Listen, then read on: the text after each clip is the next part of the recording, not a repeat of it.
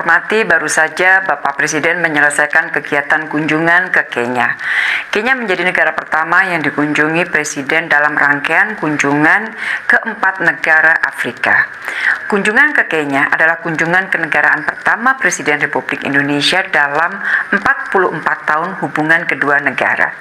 Kenya adalah mitra penting Indonesia di Afrika Sub-Sahara. Kedua negara juga memiliki kedekatan historis sebagai sesama anggota gerakan non-blok yang mewarisi Bandung Spirit. Selain rangkaian pertemuan bilateral dengan Presiden Kenya William Ruto, Bapak Presiden berkesempatan memberikan penghormatan dan meletakkan karangan bunga untuk pendiri Kenya di Museum Mzee Jomo Kenyatta. Rekan-rekan, 2 tujuan utama kunjungan ke Kenya. Pertama, memperkuat soliditas dan kerjasama antara negara berkembang, antara negara dari Global South, sesuai dengan spirit Bandung. Yang kedua adalah memperkuat kerjasama ekonomi, karena kita tahu pasti bahwa potensi yang dimiliki oleh kedua negara cukup besar. Saya ingin fokus pada gambaran beberapa prioritas kerjasama yang disampaikan Bapak Presiden selama pertemuan bilateral dengan Presiden Ruto. Yang pertama adalah kerjasama perdagangan. Kenya adalah mitra dagang kelima terbesar Indonesia di Afrika Sub-Sahara. Sementara Indonesia adalah mitra dagang kedua terbesar Kenya di Asia Tenggara. Perdagangan bilateral kedua negara naik rata-rata 17% per tahun selama 5 tahun terakhir, dan tahun lalu mencapai lebih dari 500 juta US dollar. Dan untuk lebih meningkatkan perdagangan kedua negara, Bapak Presiden mendorong dibentuknya Preferential Trade Agreement atau PTA dengan Kenya. PTA ini sangat penting untuk mengurangi hambatan-hambatan perdagangan sehingga perdagangan kedua negara dapat lebih diperkuat. Hal yang kedua yang menjadi prioritas pembicaraan Bapak Presiden adalah kerjasama investasi. Keinginan Indonesia untuk melakukan investasi joint development, joint venture cukup besar di Kenya, termasuk di bidang energi.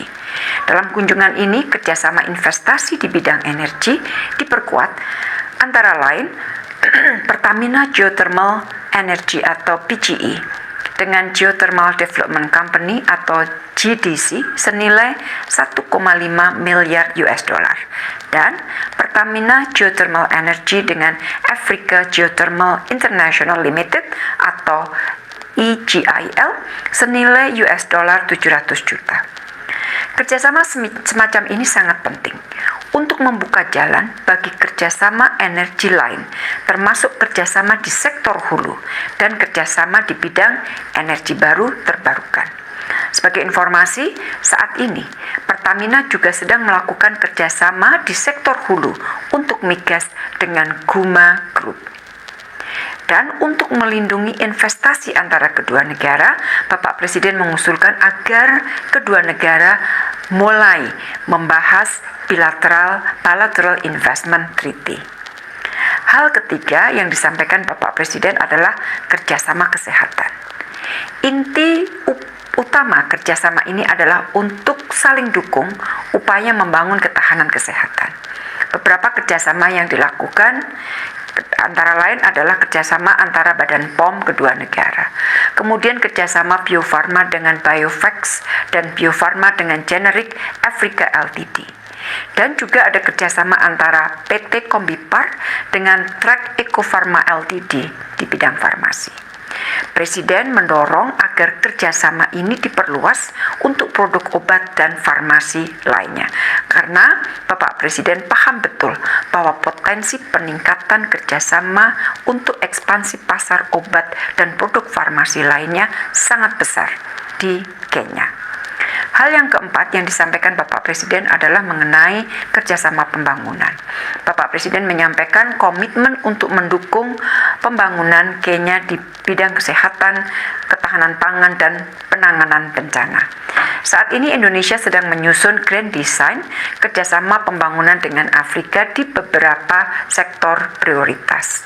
Dan di dalam pertemuan disepakati untuk meningkatkan kerjasama di sektor-sektor yang tentunya juga menjadi prioritas Kenya. Terakhir, Bapak Presiden mengajak Kenya untuk memperkokoh kembali spirit Bandung Spirit, dengan memajukan kolaborasi negara-negara Global South.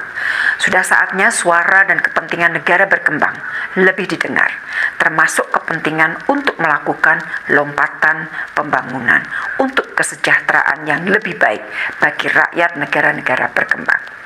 Rekan-rekan yang saya hormati, dalam kunjungan ini telah disepakati 15 deliverables, baik antara pemerintah maupun BUMN serta swasta. 3 MOU dari pemerintah masing-masing adalah kerjasama di bidang energi, kerjasama di bidang mining and geology, dan kerjasama di bidang farmasi. 1 LOI antar pemerintah terkait promosi dan fasilitasi investasi. Sementara 11 MOU dan kesepakatan baik yang dilakukan oleh BUMN maupun yang dilakukan oleh swasta adalah 2 MOU geothermal di pihak Indonesia dilakukan oleh Pertamina Geothermal Energy. 1 MOU kerjasama sektor hulu migas oleh Pertamina. 2 MOU untuk penetrasi produk farmasi Indonesia dilakukan oleh Bio Farma dan 1 lainnya dilakukan oleh Kombifar. 1 MOU terkait dukungan pemenuhan kebutuhan daging untuk dalam negeri. 1 MOU terkait joint venture untuk perkebunan, refinery, dan pemasaran kelapa sawit dan turunannya. 1 MOU terkait joint investment untuk pengembangan industri tekstil. 1 MOU terkait eksplorasi dan pembangunan pertambangan di Kenya. Dan 1 Non-Disclosure Agreement atau NDA terkait kerjasama eksplorasi upstream migas oleh Pertamina. Rekan-rekan, 1 hari sebelum pertemuan bilateral presiden adalah di tanggal 21 Agustus. Di tanggal 20 Agustusnya, saya berkesempatan melakukan pertemuan bilateral dengan Menteri Luar Negeri Kenya, Alfred Mutua. Secara khusus, pertemuan membahas persiapan akhir kunjungan Bapak Presiden, termasuk upaya peningkatan kerjasama ekonomi dan kerjasama pembangunan. Selain itu, saya juga membahas situasi global saat ini, khususnya kolaborasi Global South untuk memperjuangkan kepentingan negara berkembang.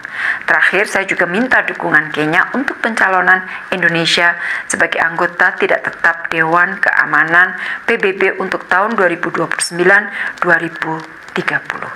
Rekan-rekan, demikian tadi hasil kunjungan Presiden ke Kenya, dan dari Kenya Bapak Presiden dan rombongan akan bertolak menuju Tanzania. Terima kasih.